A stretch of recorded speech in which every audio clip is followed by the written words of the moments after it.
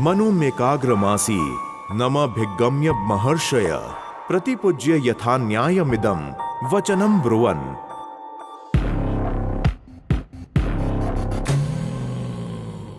कौन होते हैं ऋषि, मुनि, साधु और योगी? ये तो सभी जानते हैं कि भारत अनेक प्राचीन सभ्यताओं का गढ़ रहा है। इन्हीं महान सभ्यताओं ने प्राचीन भारत की एक मजबूत नींव रखी और फिर भारत आगे चलकर सोने की चिड़िया बन पाया। पर कोई भी सभ्यता या देश सोने की चिड़िया तभी बन सकता है जब उसकी शिक्षा नीति सर्वश्रेष्ठ एवं परिपूर्ण हो। अगर हम इतिहास के पन्नों में देखें तो बिल्कुल प्राचीन भारत की शिक्षा पद्धति सर्वश्रेष्ठ ही प्रतीत होती है, क्योंकि विश्व भर के छात्र भारत में आकर शिक्षा ग्रहण करते थे। नालंदा और तक्षशिला जैसे गुरुकुल विश्व भर में प्रख्यात थे। पर आपने कभी सोचा है कि इन गुरुकुल की नींव किसने रखी? किसने बनाया इसे इतना परिपक्व कि यह विश्व विख्यात हो गया?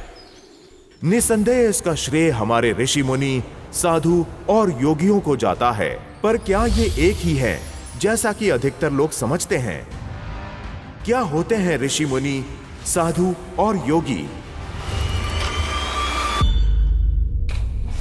ऋषि मनु मेकाग्रमासी नमभिगम्य महर्षय प्रतिपूज्य यथा न्यायमिदं वचनं ब्रुवन्।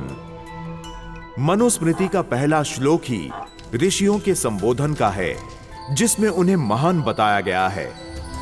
मनुस्मृति में ऋषि को दो प्रकार से परिभाषित किया गया है, वेदों का प्रतीक और वेदों में शब्द और कर्म दोनों में निपुण व्यक्तियों के रूप में।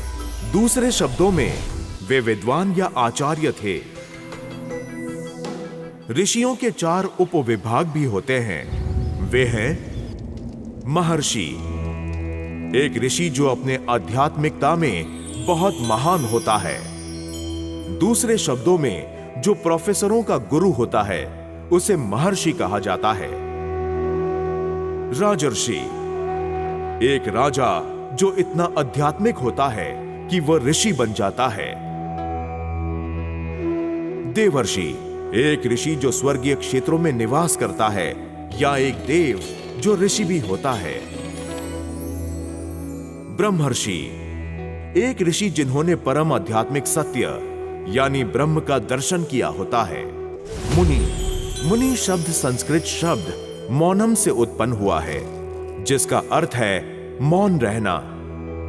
इसलिए मुनि वो व्यक्ति होता है जो अपने तर्क संगतहीन विचारों को नियंत्रित और शांत कर सकता है।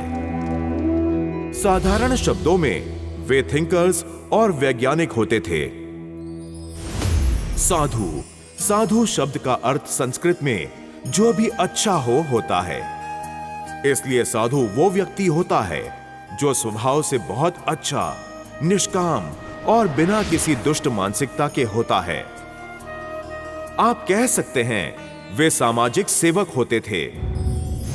योगी, योगी वो व्यक्ति होता है जो परम ब्रह्म से एकत्व प्राप्त करने की इच्छा रखता है और अपना जीवन पूरी तरह से भगवान के लिए अर्पण कर देता है, जो सब कुछ खाना, कपड़े, भावनाएं आदि त्याग कर भगवान के लिए या भगवान के कार्यों के लिए समर्पित होता है।